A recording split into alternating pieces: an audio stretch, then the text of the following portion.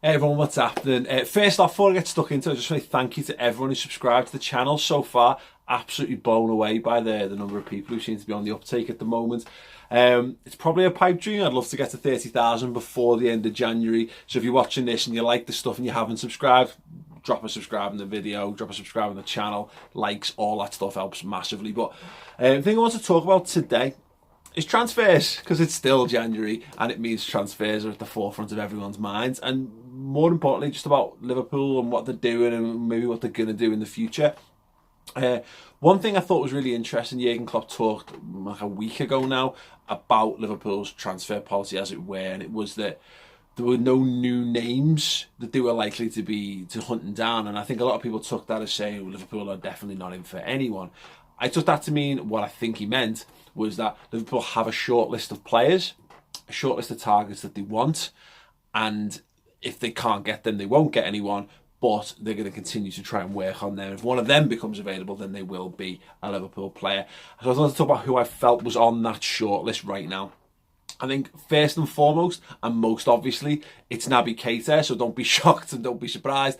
We know Liverpool have tried in January very, very hard to try and get this deal across the line. It looked for the briefest of times, for a couple of days certainly, that there was a fee that was required and Liverpool were prepared to pay that fee to meet that valuation and get Keita in early, because as we know, he's already agreed for the summer. We're talking, the best part of 48 to 50 million pounds. There was talk of it being a 13 million to 20 million pound premium that would have made him a player in January. Now, by all accounts, that's not true, and that led to a little bit of feud and what have you. And Liverpool have said, and Leipzig have said very clearly, that that's not going to happen in January. So unless some mega movement happens and Liverpool decide to do something silly in terms of how much money they're prepared to pay, which I think maybe would be a good idea. I wouldn't expect to see that happen in January, but of course it's definitely happening in summer, one way or the other. The only note on it is regards to RB Leipzig, and I've been told this by people who work with Leipzig. They don't need money. They're super, super rich. So the difference between 10 million and 20 million pounds is basically nothing to them. Reputation and keeping all the players and meeting their goals in the season by re-qualifying for the Champions League, etc., is of a greater value to them than a few £1 million for a player. But in terms of moving on from that, there's been loads of names linked. I think some very, very tenuously and some very, very clickbaitily. That's a word. It's a word. It's not a real word, but it is a word. So, and some of them I think should be taken with a pinch of salt very much. There was some very tenuous links to the likes of Alexis Sanchez. The Riyad Mahrez stuff doesn't look like that's a real thing, as much as that's a shame right here and now. Who knows? I'll start with one that I think is absolutely top of Liverpool's transfer target list, and that is Christian Pulisic. We know Liverpool have an interest there.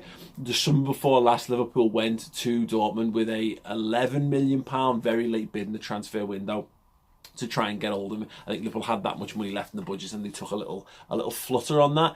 Now, it didn't come off, and we've seen Pulisic become an increasingly important member of the Dortmund squad and for USA as well. And that's why I think it'd be a mega signing for Liverpool. Klopp clearly likes him, clearly rates him. He's very, very young as well, so there's still plenty of time to blood him in.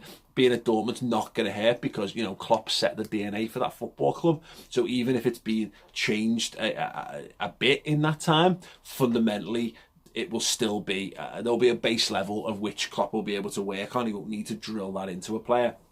And as far as Liverpool's owners go, and then being American, getting an American international on board and getting arguably who will prove to be, I think, America's best player and possibly America's best ever player, if he's already, as a teenager playing for Borussia Dortmund, with the greatest respect to Landon Donovan, of course. What a major signal that is to them and to the whole of America, who I'm sure they would love to win over more than they have done. And just to be Liverpool to get a quality player, I think Liverpool will go very heavy through in the summer. Past that, goalkeeper.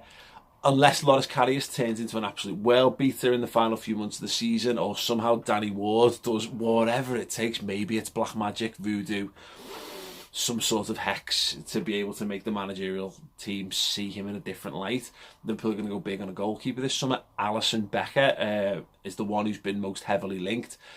The thing that I like about him, very stable, solid pair of hands. Now, you don't often say that about Brazilian goalkeepers. Brazil have had some absolute nutcases in goal over the years, and some that have played at high levels, but I don't think have been very impressive. Dida's a great example of that. Played for AC Milan, played for a great AC Milan side, but never truly thought he was one of the top goalkeepers in the world.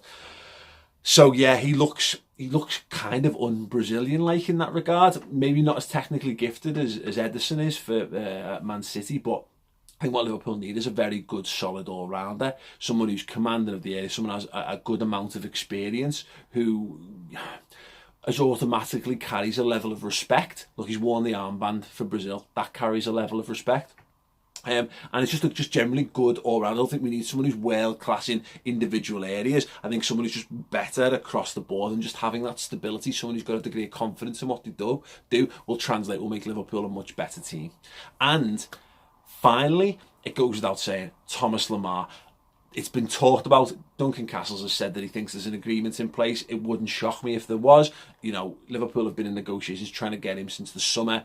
The way football's done these days, the way football business is done, there's a fairly good chance that it's right that Liverpool have got a very clear understanding of what Thomas Lamar's demands would be in terms of wage, signing on, bonus, appearance, etc., etc. Does he want a nice car?